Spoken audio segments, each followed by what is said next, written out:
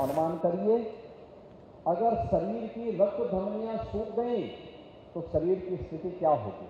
अनंत काल तक महाकुंभ जैसे आयोजन इसी भव्यता के साथ, इसी दिव्यता के साथ, अविरल और निर्मल मां गंगा और मां यमुना के दर्शन के साथ साथ हम लोगों को इस आयोजन के साथ जुड़ने का अवसर प्राप्त होता रहेगा।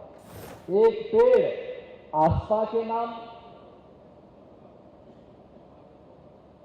लगाने के क्रम में हम भी सहभागी बन सके। 13 जनवरी से लेकर के 16 फरवरी के बीच इन 33 दिनों में 52 करोड़ श्रद्धालु मां गंगा, यमुना और मां सरस्वती की इस पावन त्रिवेणी में आस्था की डुबकी लगा चुके होंगे। 52 करोड़ लोग तब यहां डुबकी लगा पा रहे हैं जब मां गंगा और यमुना में और मां सरस्वती की कृपा से अविरल जल है।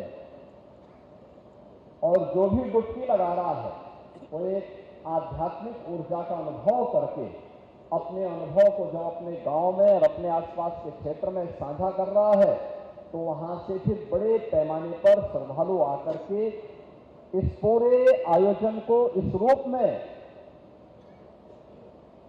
सफलता की नई ऊंचाई तक पहुंचा रहे हैं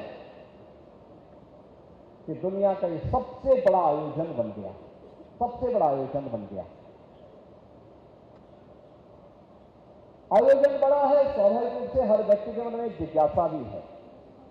पर दुर्भाग्य से नई दिल्ली रेलवे स्टेशन पर एक दुर्भाग्यपूर्ण घटना घटित हुई। मैं इस अवसर पर उन सभी पुण्य आत्माओं को विनम्र श्रद्धांजलि भी अर्पित करता हूं। लेकिन बहनों और भाइयों, हम सबको सोचना होगा कि कार्बन उत्सर्जन का और पर्यावरण के प्रदूषण का कारण ही जलवायु परिवर्तन है। और जलवायु परिवर्तन का ही कारण हमारी अविरल इस धरती माता की धमनियों के रूप में जिन नदियों को कार्य करना चाहिए था वे सूखती जा रही हैं। अनुमान करिए, अगर शरीर की रक्त धमनियां सूख गई तो शरीर की स्थिति क्या होगी।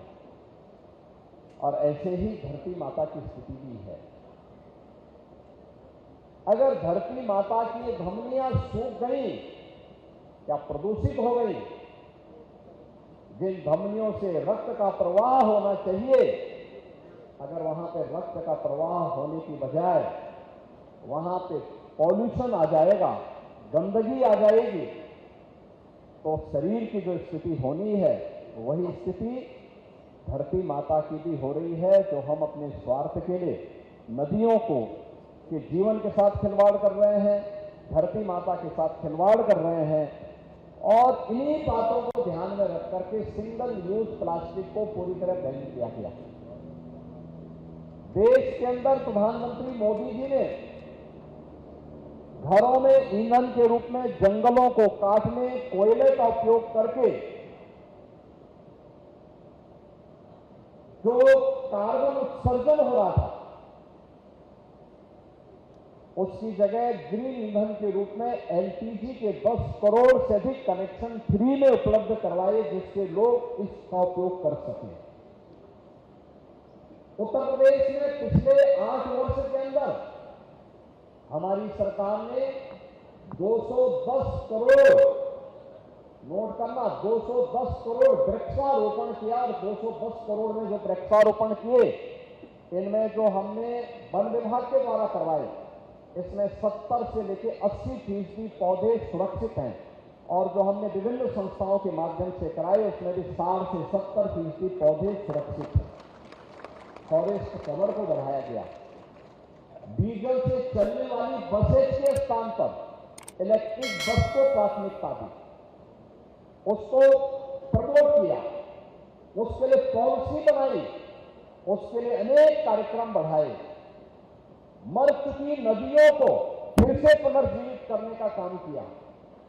आज जो संगम में इतना पावन स्नान एक साथ एक दिन में अन्य कुंभ के अवसर पर मौनी अमावस्या के दिन जितनी भीड़ होती थी उतनी भीड़ इस बार हर दिन हो रही है, हर दिन हो रही है।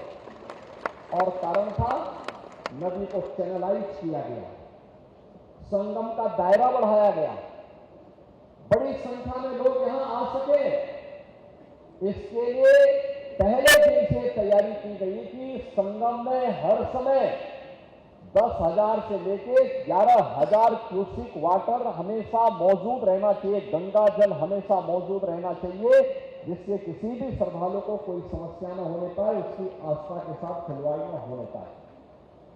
और तब जाकर के इतना बड़ा आयोजन एक साथ संपन्न हो रहा है। और जो एक बार डुबकी लगा रहा है, अगर थोड़ा पैदल चलने में उनको कष्ट भी हो रहा है, तो पूरा कष्ट भूल करके जन्म और जीवन दोनों को धन्य धन्य समझ करके पुण्य का भागीदार भी बन करके आगे बढ़ रहा है। देश के अंदर इस संदेश को लेके जा रहा है और इसीलिए हमारा प्रयास होना चाहिए कि हम भी इसमें कैसे भागीदार बन सकते हैं। दैनिक जीवन में प्लास्टिक का उपयोग करना क्या हम रोक पाएंगे? क्या नदियों पर कब्जा करने और अतिक्रमण करने की प्रवृत्ति को हम कंट्रोल कर पाएंगे? वन्य जीवों के प्रति क्या हमारे मन में भी संवेदना जागृत होगी?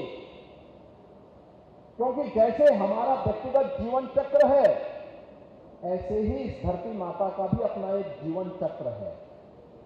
हम दोनों को एक साथ जोड़ करके देखेंगे, तब यह सृष्टि रहेगी, एक चराचर जगत रहेगा, और तब जीव सृष्टि भी रहेगी, जंतु सृष्टि भी रहेगी। और जो आज चंद्रभूषण जी ने अपने 4 स्लाइड के माध्यम से बहुत कुछ कर लिया है, मुझे लगता है वह हम सब के लिए एक नई प्रेरणा होगी। और अनंत काल तक महाकुंभ जैसे आयोजन इसी भव्यता के साथ, इसी दिव्यता के साथ, अविरल और निर्मल मां गंगा और मां यमुना के दर्शन के साथ साथ हम लोगों को इस आयोजन के साथ जुड़ने का अवसर प्राप्त होता रहेगा। सभ्यता और संस्कृति इसी प्रकार से फलती फूलती रहेगी। और अन्यथा क्या स्थिति है? जलवायु परिवर्तन का दुष्परिणाम, लाइटनिंग की घटना, आकाशीय बिजली गिरने की घटना। मुझे याद है 2 वर्ष पहले एक ही दिन में आकाशीय बिजली से मिर्जापुर से लेकर बिहार तक 90 लोगों की मौत हुई थी 1 घंटे के अंदर, आकाशीय बिजली गिरने से। आज टेक्नोलॉजी इंप्रूव हुई है, काफी बढ़ी है,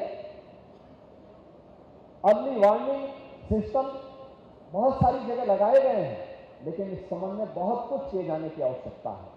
और बहुत कुछ किए जाने के लिए ही जो देश हमारे वेदों का, उपनिषदों का, शास्त्रों का संदेश है, उस संदेश को दैनिक जीवन में भी, अपने व्यवहारिक जीवन में भी अगर हम उतार सकें और हम भी सहभागी बन सकें। एक पेड़ मां के नाम, एक पेड़ आस्था के नाम लगाने के क्रम में हम भी सहभागी बन सके।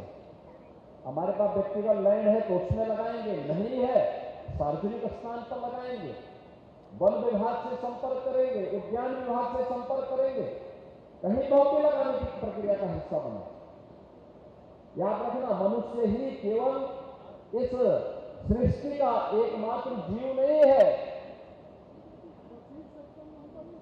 और अकेले मनुष्य से सृष्टि का संचालन भी नहीं चल सकता। जीव जंतु सभी का जीवन चक्र मनुष्य के साथ जुड़ा हुआ है और मनुष्य का उनके साथ जुड़ा हुआ है।